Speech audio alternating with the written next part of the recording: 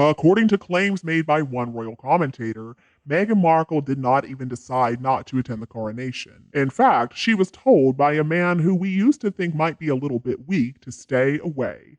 It looks like the king has finally found his backbone, and his actions were cheered up and down the country.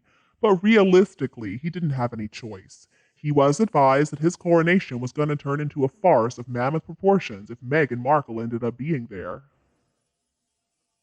So really, what choice did Charles have? It's not like he could have made a plea to the entire country to do nothing but cheer when Meghan was there. He understood that by asking the public to behave nicely, it would be like trying to nail some jelly to a tree. He would end up being the loser in that situation. The British people, along with the media, has had more than enough of Meghan's insults. Payback time would come Saturday, May 6th if she dared to show up. So essentially, this decision was made by popular opinion. Unfortunately for the king, though, he understands that by publicly humiliating Meghan like he did, she is going to be even more hell-bent on getting revenge against the royal family. A family she despises, but still clings to by name so that she can make herself some money in the US. Now, Charles has plenty of advisors at the palace, and I'm sure he was already warned to be on the lookout to be ready for what Meghan might do next. When King Charles is crowned on May 6, he's going to make a promise to protect the crown and the monarchy. This is his big day, his most important moment. He has to protect it from somebody like Meghan.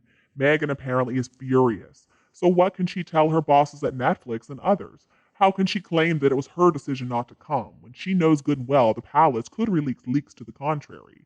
Front page news all around the world is about to ruin her. She has lost everything, and I think she knows it. He could easily get the ball rolling with his plan to slim down the monarchy, beginning with Meghan and Harry and the Invisible Kids. I think the time has truly come for King Charles to take his balls back from Meghan's purse and finally do something. It seems like there is some degree of pressure, too, from within the ranks of the other royal family members to finally do that. Let's be honest, the Montecito moaners are not doing anything for the reputation of the monarchy or the family, at least nothing good. Charles needs to understand that this doesn't mean cutting off his relationship with Harry forever. I mean, unfortunately, though, Harry's a dimwit, and so he might not see it that way. But at the end of the day, that is his problem to deal with. Maybe he got some anger management therapy. I think that could help him a lot. The depth of their hypocrisy is just astounding. I mean, they're going to use those titles to make as much money as they can, but at the same time, they attack the royal family and the country from which those titles came. I can only hope that the rumors are not true, and that Meghan and Harry are not insisting that everybody in the USA always refer to their invisible kids as prince and princess. After all, they live in the US. Those kids are, for all intents and purposes, American citizens. They're not senior royals. Come on. Now, if I understand it correctly, when the York sisters lived in the US, they did not use their titles. It is absurd for Harry and Meghan to keep on using those titles, especially after all the horrible things they have said about the monarch that their titles represent and the country. Meghan also understands that most Americans would love a real royal family, so I guess she's offering herself and her family as a clear choice. They've already got the titles, right? But unless she can convince Hollywood A-listers and even the president of the US to support her, I don't think her chances look very good. And Harry's admission of being addicted to drugs and alcohol certainly is not helping Meghan's cause. Nor is their sexual innuendo habit, like him proposing while they were having roast chicken. Nobody wants the royal family to be into drug addiction and kinky sex stuff. It doesn't look good. It seems like Meghan really missed that point, though. Unfortunately, most of us already know that it is taboo for a title to be used to make money by the members of the royal family. Well, the two of them just gave that rule the middle finger, and they are flaunting it at every opportunity. They have ignored every attempt to stop their abuse of the titles, and it didn't do anything to stop their slander. They're doing all that while the corporations who bought and promoted their use of those titles depended on developing the most negative stuff about the royal family they possibly could. Now, recently, the pair who originally refused any titles for the kids took it upon themselves to assume those titles for their children all on their own. And those two people have been making a complete laughingstock of the royal family. Somebody needs to put a stop to their nonsense as soon as possible. It is high time the king put his foot down when it comes to Meghan and Harry. Unfortunately, though, Harry is still going to be there, that traitor, even though security will be of the highest quality. I really hope that Harry is screened before he enters. I would put nothing past him. I mean, his drug-addled mind would probably think it was a good idea to wear a vest. I hope that he can get the help he so desperately needs before it's too late.